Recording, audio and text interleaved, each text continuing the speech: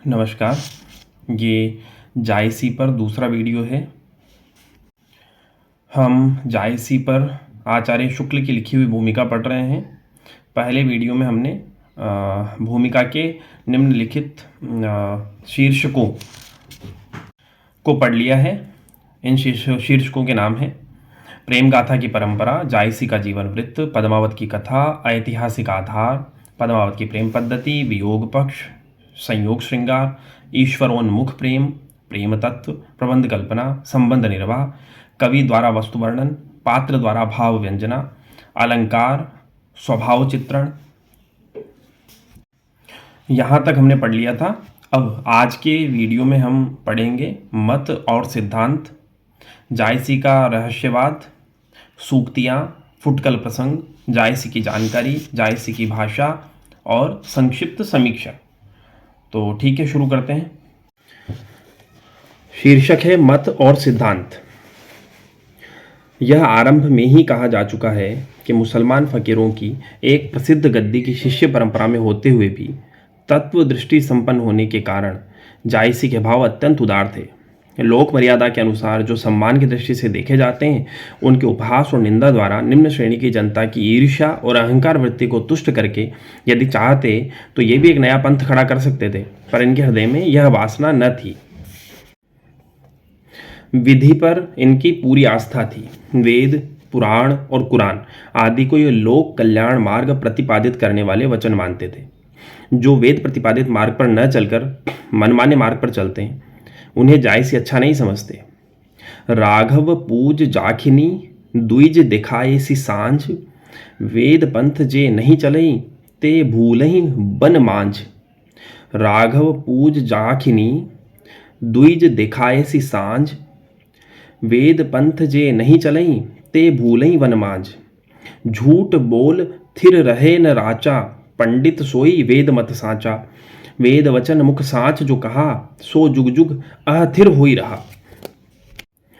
अपनी साधु प्रवृत्ति के अनुसार जायसी ने पशु हिंसा के विरुद्ध अपने विचार युद्ध स्थल के वर्णन में इस प्रकार प्रकट किए हैं: जिन जस मासु भका परावा, तस तिनकर ले औरन खावा। जिन जस मासु भका परावा, तस तिनकर ले औरन खावा। सूफियों के अद्वैतवाद ने एक बार मुसलमानी देशों में बड़ी हलचल मचाई थी। ईरान, तुरान आदि में आर्य संस्कार बहुत दिनों तक दबा न रह सका। शामी कट्टरपन के प्रवाह के बीच भी अपना सिर उठाए रहा। मंसूर हल्लाज खलीफा के हुक्म से सूली पर चढ़ाया गया, पर अनलहक में ब्रह्मों की आवाज़ बंद न हुई।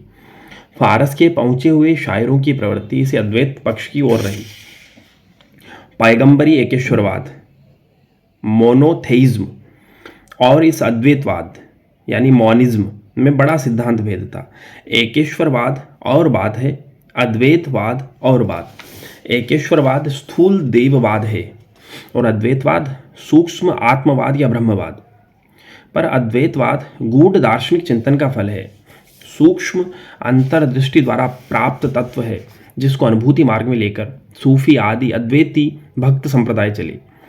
एकेश्वरवाद का मतलब यह है कि एक सर्वशक्तिमान सबसे बड़ा देवता है जो सृष्टि की रचना, पालन और नाश करता है। अद्वैतवाद का मतलब है कि दृश्य जगत की तह में उसका आधार स्वरूप एक ही अखंड नित्य तत्व है और वही सत्य है। सूफी मजहबी दस्तूर आदि के संबंध में भी कुछ आज़ाद दिखाई देते थे और मोक्ष के लिए किसी पैगंबर आदि मध्यस्थ की जरूरत नहीं बताते थे। इस प्रकार के भावों का प्रचार वे कथाओं द्वारा भी किया करते थे। जैसे कयामत के दिन जब मोहम्मद साहब खुदा के सामने सबको पेश करने लगेंगे, तब कुछ लोग भीड़ से अलग दिखाई देंगे। मोहम्मद साहब कहेंगे, अय खुदावंद, ये लोग कौन हैं, मैं नहीं जानता। खुदा उस वक्त कहेगा, अय मोहम्मद, जिनको तुमने पेश किया वे तुम्हें जानते हैं, मुझे नहीं जानते। ये लोग मुझे जानते हैं, तुम्हें नहीं जानते।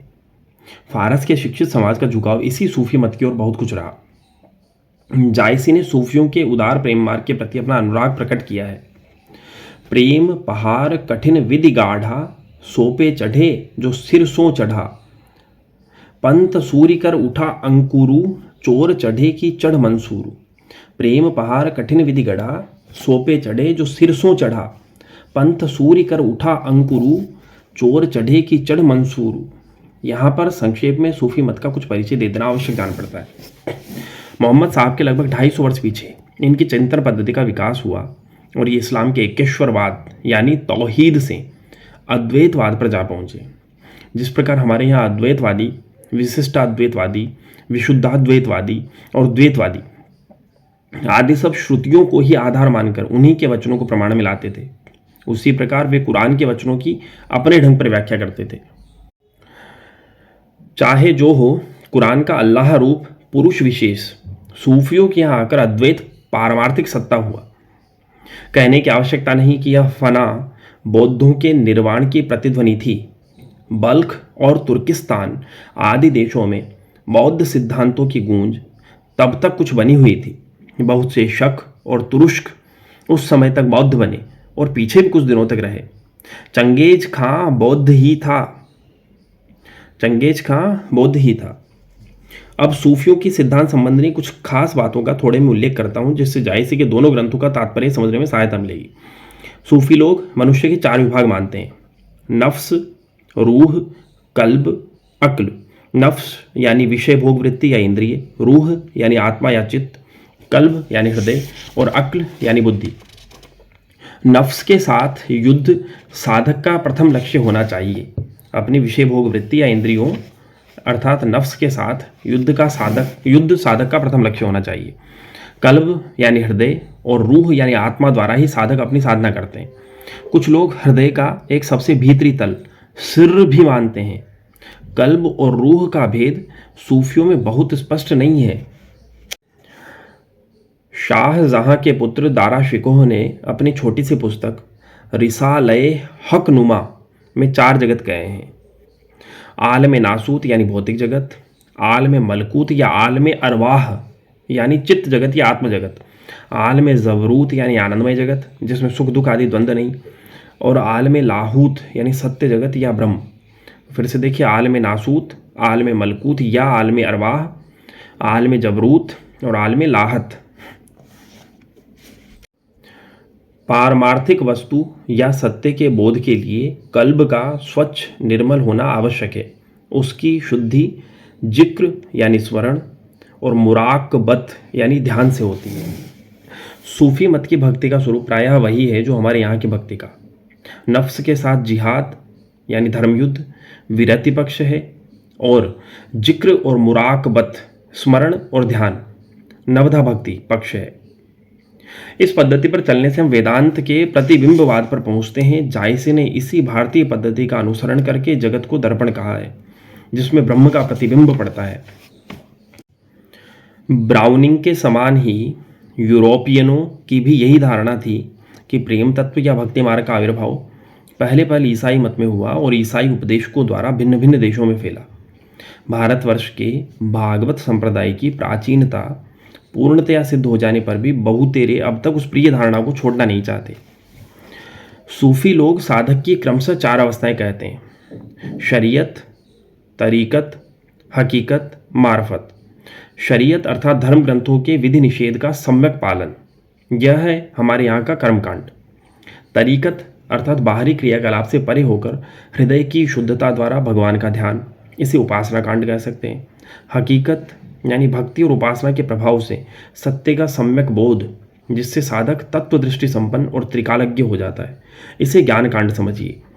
और फिर है मार्फत अर्थात सिद्धावस्था, जिसमें कठिन उपवास और मौन आदि की साधना द्वारा अंत में साधक की आत्मा परमात्मा में लीन हो जाती है और वह भगवान की सुंदर प्रेममयी प्रकृति जमाल का अनुसरण करता हुआ प्रेममय हो जाता है। जायसी ने इन अवस्थाओं का उल्लेख अखरावट में इस प्रकार किया है: कही सरियत चिश्ती पीरू, उद्धृत अशरफ औ जहंगीरू, राह हकीकत परे न चूकी, पैठी मार्फत मार बुडू की। तो ये पंक्तियां अखरावट से। यह कह आए हैं कि जायसी को विधि पर पूरी आस्था थी। वे उसको साधना की पहली सीढ़ी कहते हैं, जिस पर पैर रखे बिना कोई आगे बढ़ नहीं सकता। साची राह सरियत जही विश्वास न होई, पांव रखे तई सीढ़ी निभरम पहुँचे सोई। साधक के लिए कहा गया है कि वह प्रकट में तो सब लोक व्यवहार करता रहे, सैकड़ों लोगों के बीच अपना काम करता रहे, पर भीतर हृदय में भगवान की भावना करता रहे। जैसा कि जायसी ने कहा है: परगट लोक 4 कहु बाता, गुपुत भाव मन जासों राता। इसे खिलवत दर अंजुमन कहते हैं। नफ्स के साथ जिहाद करते हुए, इंद्रिय दमन करते हुए उस परमात्मा तक पहुंचने का जो मार्ग बताया गया है वह तरीकत कहलाता है। इस मार्ग का अनुसरण करने वाले को क्षुत पिपासा सहन, एकांतवास और मौन का आश्रय लेना चाहिए। इस मार्ग में कई पड़ाव हैं जो मुकामात कहलाते हैं। इनमें से पहला मुकाम है तौबा। जायस ने जो 4 टिकान या बसेरे कहे हैं, 4 ही बसेरे सो चढ़े सतसों उतरे पार, वे या तो ऊपर कही हुई 4 अवस्थाएं हैं अथवा यही मुकामात हैं। ये मुकामात या अवस्थाएं उन आभ्यंतर अवस्थाओं के अधीन है जो परमात्मा के अनुग्रह से कल्ब या हृदय के बीच उपस्थित होती हैं और अहवाल कहलाती हैं। इसी अहवाल की अवस्था का प्राप्त होना हाल आना कहलाता है, जिसमें भक्त अपने को बिल्कुल भूल जाता है और ब्रह्मानंद में झूमने लगता है। जायसी ने इन पद्यों में इसी अवस्था की ओर संकेत किया है। उदाहरण: कया जो परम तंत मन लावा, घूम माति सुनी और न भावा। जस मद पिए धूम कोई, नाद सुने पे धूम, तहिते बरजे नीक है, चढ़े रहस्य के धूम। इस हाल या प्रलयावस्था के 2 पक्ष हैं, त्याग पक्ष और प्राप्ति पक्ष। त्याग पक्ष के अंतर्गत है फना, फकद। त्याग पक्ष के अंतर्गत हैं फना, फकद और शुक्र। प्राप्ति पक्ष के अंतर्गत हैं बका, वज्द और शव। तो देखिए, फना जो कि त्याग पक्ष के अंतर्गत है, फना का अर्थ है अपनी अलग सत्ता की प्रतीति के परे हो जाना। फकद का अर्थ है अहम भाव का नाश और शुक्र का अर्थ है प्रेम मद। शुक्र यानी प्रेम मद।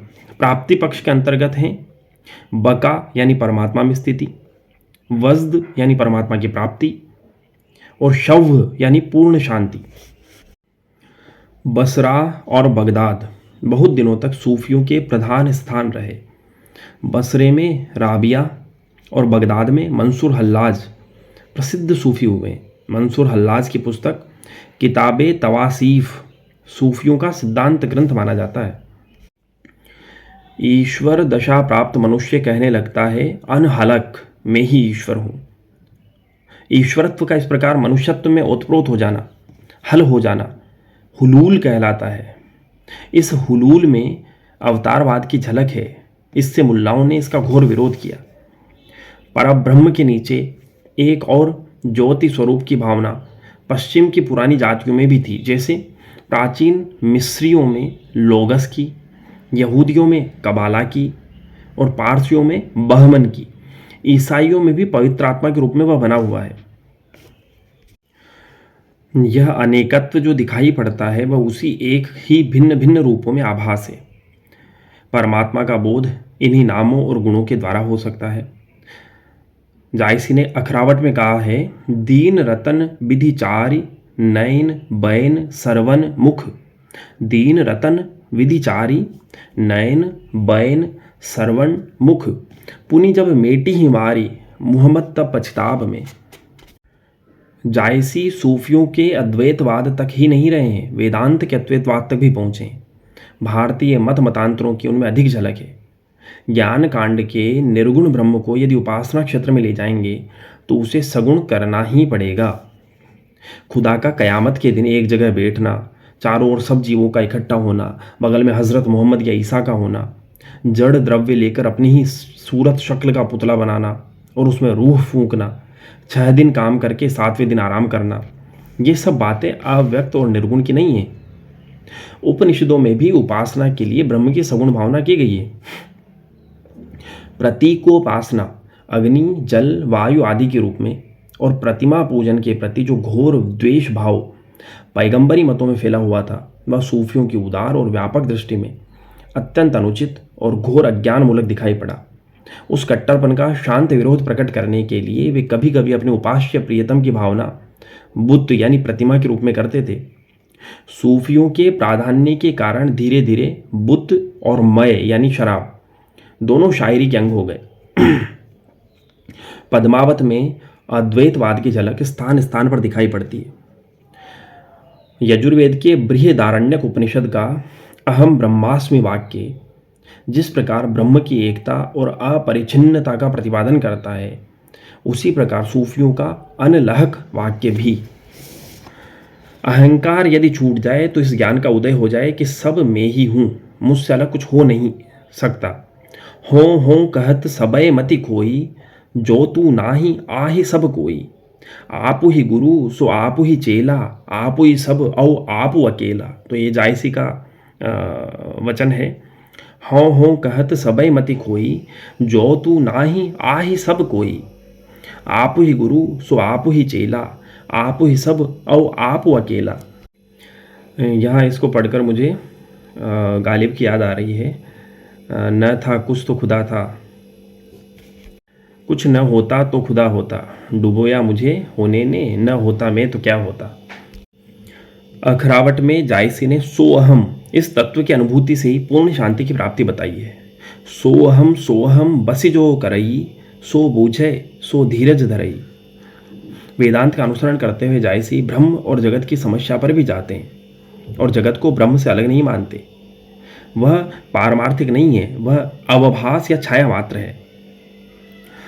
जब चीन्हा तब और न कोई, तन मन जीव जीवन सब सोई। हो कहत धोक इतराही, जब वह सिद्ध कहाँ पर छाई।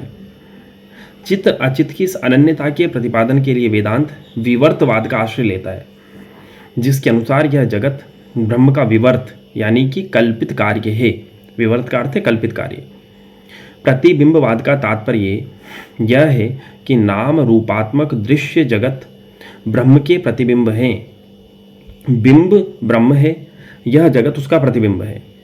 इस प्रतिबिंबवाद की ओर जायसी ने पद्मावत में बड़ी अनूठे ढंग से संकेत किया है। दर्पण में पद्मावती के रूप की झलक देख अलाउद्दीन कहता है, देख एक कौतुक हो रहा, रहा अंतरपट पे नहीं आहा।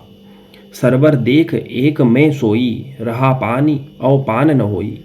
सरग आई धरती मह छावा, रहा धरती पे धरत न आवा। प्रकृति की दो शक्तियां मानी जाती हैं, आवरण और विक्षेप।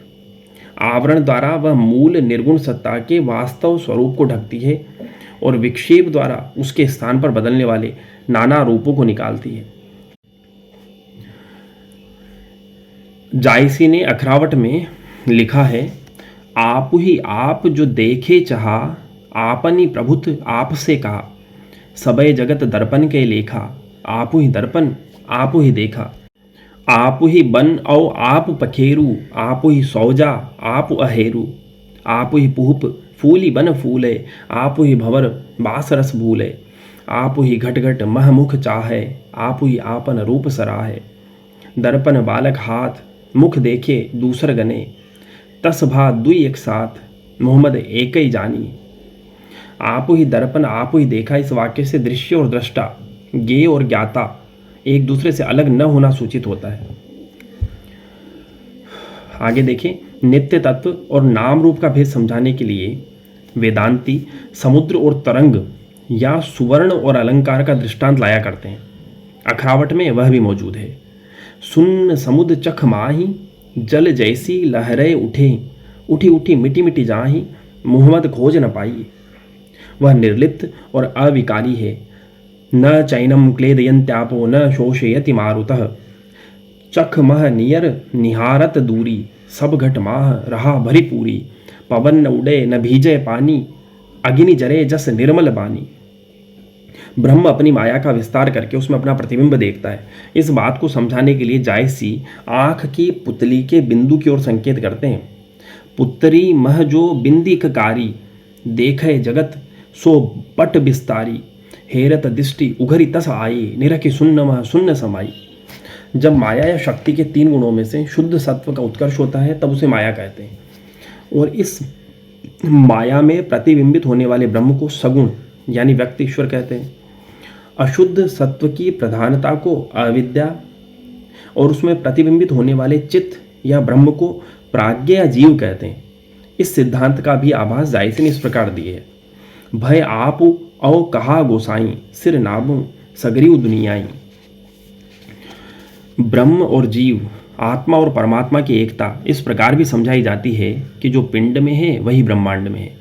इस तथ्य को लेकर साधना के क्षेत्र में एक विलक्षण रहस्यवाद की उत्पत्ति हुई। जिसकी प्रेरणा से योग में पिंड या घट के भीतर ही ब्रह्म का एक विशेष स्थान निर्दिष्ट हुआ और उसके पास तक पहुंचाने वाले विकट मार्ग नाभि से चलकर की कल्पना की गई। जायसी ने इस रहस्यवादी भावना को स्वीकार किया है।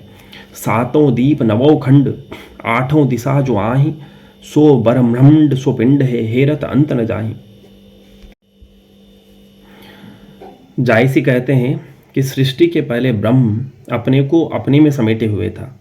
रहा आप समाना अखरावट।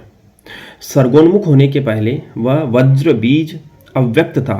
बजर बीज बीरौ अस ओहि न रंग न भेस। अखरावट में आदम की उत्पत्ति का और गेहूं के खाने के अपराध में आदम हव्वा के स्वर्ग से निकाले जाने का उल्लेख भी है। जब ही कियऊ जगत सब साजा, आदि चहु आदम उपराजा। खायनि गोहूं कुमति भुलाने, परे आई जग मह पछिताने। पद्मावत में कहा है, छोह न कीन निछोही ओहू, का हम दोष लाग एक गोहूं। छोह न कीन निछोही ओहू, का हम दोष लाग एक गोहूं। स्तुति खंड में यह इस्लामी विश्वास भी मौजूद है कि ईश्वर ने पहले नूर या पैगंबर या ज्योति उत्पन्न की और मोहम्मद की ही खातिर से स्वर्ग और पृथ्वी की रचना की। कीने से प्रथम ज्योति परगासु, कीने से तेहि पीरीत कविलासु। कविलास शब्द का प्रयोग जायसी ने बराबर स्वर्ग के अर्थ में किया है। कविलास शब्द का प्रयोग जायसी ने बराबर स्वर्ग के अर्थ में किया है। यह तो प्रसिद्ध ही है कि यहूदियों के पुराने पैगंबर मूसा की उस सृष्टि कथा को ईसाइयों ने भी माना और मुसलमानों ने भी लिया, जिसके अनुसार ईश्वर ने 6 दिन में आकाश, पृथ्वी, जल तथा वनस्पतियों और जीवों को अलग अलग उत्पन्न किया और अंत में मनुष्य का पुतला बनाकर उसमें अपनी रूह फूंकी। मूसा के खुदा को सृष्टि बनाने में 6 दिन लगे थे, पर अल्लाह ने सिर्फ कुन कहकर एक क्षण में सारी सृष्टि खड़ी कर दी। पद्मावत में एक स्थान पर भूतों की उत्पत्ति का क्रम इस प्रकार कहा गया है। पवन होई भा पानी, पानी होई भई आगी, आगी होई भई माटी, गोरख धंधे लागी। अखरावट में उपनिषद की कुछ बातें कहीं कहीं जो कि त्यों मिलती है। सारांश यह है कि अद्वैत पक्ष मान्य होने पर भी जायसी ने अन्य पक्षों की भावना द्वारा उद्घाटित स्वरूपों का भी पूरे औत्सुक्य के साथ अवलोकन किया है। सूक्ष्म और स्थूल दोनों प्रकार के विचारों का समावेश उनमें है। इस प्रकार के कई परस्पर भिन्न सिद्धांतों की झलक से यह लक्षित होता है कि उन्होंने जो कुछ कहा है वह उनके तर्क या ब्रह्म जिज्ञासा का फल नहीं है, उनकी सार ग्राहिणी और उदार भावुकता का फल है, उनके अनन्य प्रेम का फल है। किसी मत या सिद्धांत विशेष का यह आग्रह कि ईश्वर ऐसा ही है भ्रम है।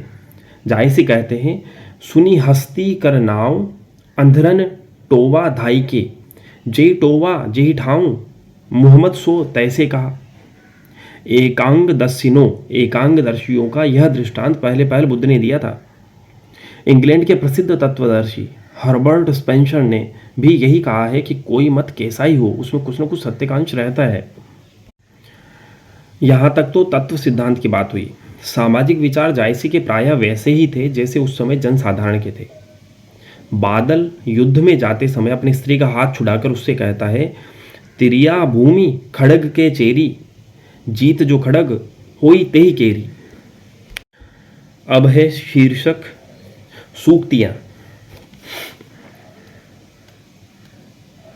और इससे जस्ट पहले जायसी का रहस्यवाद। तो सूक्तियां शीर्षक में देखें, सूक्तियों से मेरा अभिप्राय वैचित्र्यपूर्ण उक्तियों से हैं जिनमें वाक चातुर्य ही प्रधान होता है। कोई बात यदि अनूठे ढंग से कही जाए तो उससे लोगों का बहुत कुछ मनोरंजन हो जाता है। ऐसे कथनों में आकर्षित करने वाली वस्तु होती है वर्णन के ढंग का चमत्कार।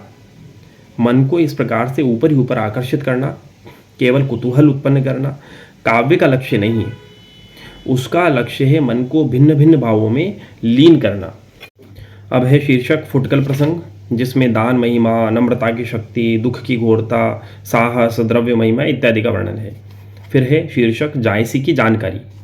साहित्य की दृष्टि से जायसी की रचना की जो थोड़ी बहुत समीक्षा हुई उससे यह तो प्रकट ही है कि उन्हें भारतीय काव्य पद्धति और भाषा साहित्य का अच्छा परिचय था। वे बहुश्रुत थे, बहुत प्रकार के लोगों से उनका सत्संग था। यह आरंभ में कह आए हैं कि पद्मावत के ढंग के चरित काव्य जायसी के पहले बन चुके थे, अतः जायसी ने काव्य शैली किसी पंडित से न सीखकर किसी कवि से सीखी होगी। छंदः शास्त्र के ज्ञान का प्रमाण जायसी की रचनाओं से नहीं मिलता। चौपाई बहुत ही सीधा छंद है, पर उसमें भी कहीं 16 मात्राएं, कहीं 15 ही। दोहों के चरण तो प्रायः गड़बड़ है। अब थोड़ा यह भी देखना चाहिए कि और विषयों का ज्ञान उनका कैसा था। पद्मावत में ज्योतिष, हठ योग, कामशास्त्र और रसायन की बातें भी आई है। किसी कवि की रचना में किसी शास्त्र की साधारण बातों का कुछ उल्लेख देख चट यह कह बैठना कि वह उस शास्त्र का बड़ा भारी पंडित था, अपनी भी हंसी कराना है और उस कवि की भी। सिद्धांत पर विचार करते समय वेदांत की कई बातों की झलक हम पद्मावत और अखरावट में दिखा आए हैं, पर उसका यह अभिप्राय नहीं है कि जायसी शारीरिक भाष्य और पंचदशी घो के बैठे थे। अब उनका भौगोलिक ज्ञान लीजिए। इतिहास और भूगोल दोनों में हमारे देश के पुराने लोग कच्चे होते थे। जायसी सिंगल द्वीप को चित्तौड़ से पूरब समझते थे, जैसा कि इस चौपाई से प्रकट होता है। पश्चिम करबर पूरब कबारी, जोरी लिखी न होई निनारी। लंका को वे सिंगल के दक्षिण मानते थे। ऊपर के विवरण से यह स्पष्ट हो जाता है कि जायसी ने चित्तौड़ से कलिंग तक जाने का मार्ग लिखा है, वह यूं ही ऊट पटांग नहीं है। उत्तरोत्तर पड़ने वाले प्रदेशों का क्रम ठीक है। जायसी को बहुत दूर दूर के स्थानों के नाम मालूम थे। इतिहास का ज्ञान भी जायसी को जनसाधारण से बहुत अधिक था। ज्योतिष का परिज्ञान जायसी को अच्छा प्रतीत होता है। इस प्रसंग की उनकी बहुत सी चौपाइयाँ तो सर्वसाधारण की जबान पर हैं, जैसे सोम शनिचर पूरब न चालू, मंगर बुध उत्तर दिशि कालू। पिंड और ब्रह्मांड की एकता का प्रतिपादन करते हुए अखरावट में जायसी ने शरीर में ही जो ग्रहों की नीचे ऊपर स्थिति लिखी है वह सूर्य सिद्धांत आदि ज्योतिष ग्रंथों के ठीक अनुकूल है। पुराने पैगंबर मूसा की किताब में आदम के स्वर्ग से निकाले जाने का कारण हौवा के कहने से एक वृक्ष विशेष का फल खाना लिखा है। मुसलमानों में यह वृक्ष गेहूं प्रसिद्ध है। राजपूतों की भिन्न भिन्न जातियों के बहुत से नाम तो जायसी को मालूम थे, पर इस बात का ठीक पता उन्हें नहीं था कि किस जाति का राज्य कहाँ था। यदि इसका पता होता तो वे रत्नसेन को चौहान न लिखते। अब है शीर्षक जायसी की भाषा। जायसी की भाषा ठेठ अवधी है और पूर्वी हिंदी के अंतर्गत है। जायसी की काव्य रचना स्वच्छ होने पर भी तुलसी के समान सुव्यवस्थित नहीं है। उसमें जो वाक्य दोष मुख्यतः दिखाई पड़ता है वह है न्यून पदत्व, विभक्तियों का लोप, संबंधवाचक सर्वनामों का लोप, अव्ययों का लोप जायसी में बहुत मिलता है। जायसी की भाषा बहुत ही मधुर है, पर उसका माधुर्य निराला है। वह माधुर्य भाषा का माधुर्य है, संस्कृत का माधुर्य नहीं। वह संस्कृत की कोमल कांत पदावली पर अवलंबित नहीं, उसमें अवधि अपने निज की स्वाभाविक मिठास लिए हुए। सारांश यह कि तुलसीदास जी को दोनों प्रकार की भाषाओं पर अधिकार था और जायसी को एक ही प्रकार की भाषा पर। एक ही ढंग की भाषा की निपुणता उनकी अनूठी थी। अवधि की खालिस बेमेल मिठास के लिए पद्मावत का नाम बराबर लिया जाएगा। अब है शीर्षक संक्षिप्त समीक्षा। अब तक जो कुछ लिखा गया उसमें जायसी की इन विशेषताओं और गुणों की ओर मुख्यतः ध्यान गया होगा। विशुद्ध प्रेम मार्ग का विस्तृत प्रत्यक्षीकरण। दूसरा, प्रेम की अत्यंत व्यापक और गूढ़ भावना। तीसरा, मर्म स्पर्शनी भाव व्यंजना। चौथा, प्रबंध सौष्ठव। पांचवा, वर्णन की प्रचुरता। छठा, प्रस्तुत अप्रस्तुत का सुंदर समन्वय। सातवां, ठेठ अवधि का माधुर्य। तो अब तक जो कुछ लिखा गया उसमें जायसी की इन विशेषताओं और गुणों की ओर मुख्यतः ध्यान गया होगा। विशुद्ध प्रेम मार्ग का विस्तृत प्रत्यक्षीकरण, प्रेम की अत्यंत व्यापक और गूढ़ भावना, मर्म स्पर्शनी भाव व्यंजना, प्रबंध सौष्ठव, वर्णन की प्रचुरता, प्रस्तुत अप्रस्तुत का सुंदर समन्वय, ठेठ अवधि का माधुर्य। जिस प्रकार जायसी के उपर्युक्त गुणों और विशेषताओं की ओर पाठक का ध्यान गए बिना नहीं रह सकता, उसी प्रकार इन नीचे लिखी त्रुटियों की ओर भी। तो यहाँ है जायसी की अब त्रुटियां। पहला है पुनरुक्ति। पद्मावत में एक ही भाव, एक ही उपमा, कहीं कहीं तो एक ही वाक्य में न जाने कितनी जगह और कितनी बार आई है। दूसरा है अरोचक और अनपेक्षित प्रसंगों का सन्निवेश। तीसरा है वर्णनों में वस्तु नामावली का अरोचक विस्तार। चौथा है अनुचितार्थत्व। अनुचितार्थत्व अर्थात कई जगह श्रृंगार के प्रसंग में नायक रत्नसेन रावण कहा गया है। ऐसा हिंदी के कुछ सूफी कवियों ने भी शायद रावण का अर्थ रमण करने वाला मानकर किया है। वह हीन और दुष्ट पात्र प्रसिद्ध है, अतः यहाँ अनुचितार्थत्व है।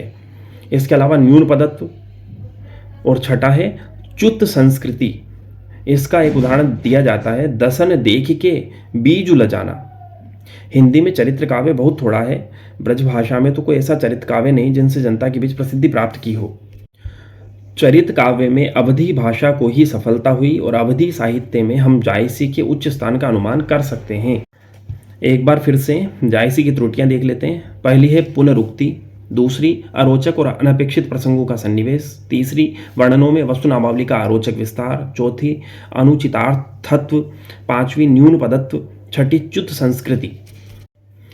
आगे देखते हैं। बिना किसी निर्दिष्ट विवेचन पद्धति के यूं ही कवियों की श्रेणी बांधना और एक कवि को दूसरे कवि से छोटा या बड़ा कहना हम एक बहुत भोंडी बात समझते हैं। सुबीते के लिए यहाँ हम हिंदी काव्य के दो ही क्षेत्र विभाग करके चलते हैं, प्रबंध क्षेत्र और मुक्तक क्षेत्र। प्रबंध क्षेत्र के भीतर हम कह चुके हैं दो काव्य सर्वश्रेष्ठ हैं, रामचरितमानस और पद्मावत। दोनों में रामचरितमानस का पद ऊंचा है, यह हम स्थान स्थान पर दिखाते भी आए हैं और सबको स्वीकृत भी होगा। अतः समग्र प्रबंध क्षेत्र के विचार से हम कह सकते हैं कि प्रबंध क्षेत्र में जायसी का स्थान तुलसी से दूसरा है। प्रेम गाथा की परंपरा के भीतर, जिसमें कुतुबन, उस्मान, नूर मोहम्मद आदि हैं, जायसी का नंबर सबसे ऊंचा ठहरता है। जायसी का क्षेत्र तुलसी की अपेक्षा परिमित है, पर प्रेम वेदना उनकी अत्यंत गूढ़ है। तो यहाँ भूमिका समाप्त हुई।